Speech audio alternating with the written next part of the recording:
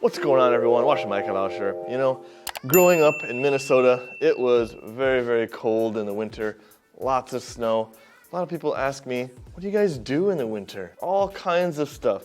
Hockey, skiing, snowboarding, ice fishing, snowmobiling, sledding, snowball fights, snow angels. I don't know, I guess some people think we just sit inside by the fire and try not to die for 6 months. Anyway, needless to say, I'm much, much more interested in winter sports as that's what I grew up on. And I saw YiMing just won gold. I mean, the guy, the kid, and he's already probably the world's best in his event. He's obviously just an incredible talent, not only on the snow, but also with his English. Let's take a look at a few of his English interviews, see if we can learn a few words, phrases, and how to improve our pronunciation a little bit. The first Chinese rider to earn a Big Air World Cup podium. Tell me how that feels. Oh my God, it's just incredible.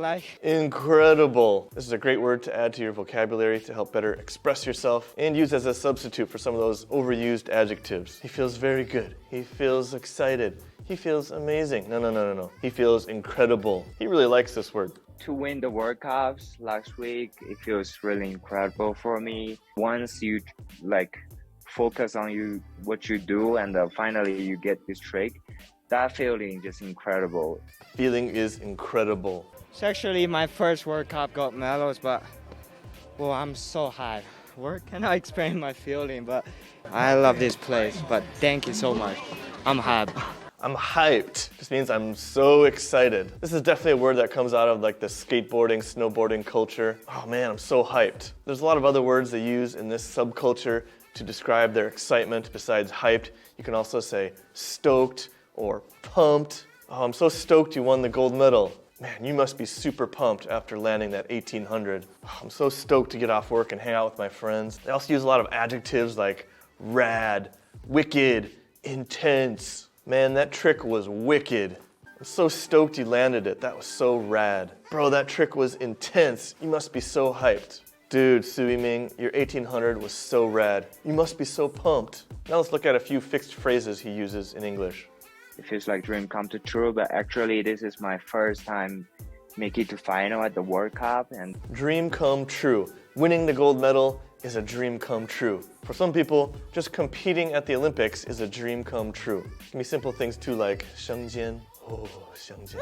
Man, eating the 生煎 right now is like a dream come true. Even for the first time, I'm already in love with this sport. So I want to do more and more. In love with. In English, we don't just use the word love to describe people we're in love with. We also use it to describe things which we're passionate about. He is in love with snowboarding. He fell in love with snowboarding.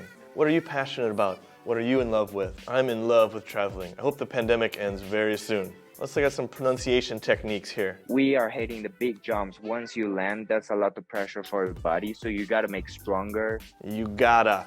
Remember, in spoken English, we very seldom say you've got to. It's almost always you gotta. The T from got and to combine to become one D sound. And instead of oo from to, it just becomes a. Gotta.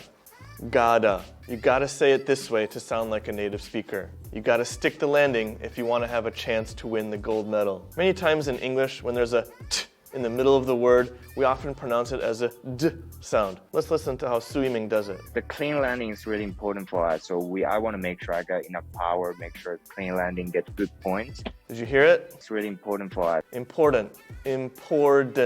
Yes, the correct pronunciation is important. However, in speaking, we often drop the t sound for a d sound. This phenomenon where sounds change is known as assimilation. It's very, very important. It's important to remember it doesn't have to change, but it often does in oral English. Let's look at a common mistake non-native speakers make.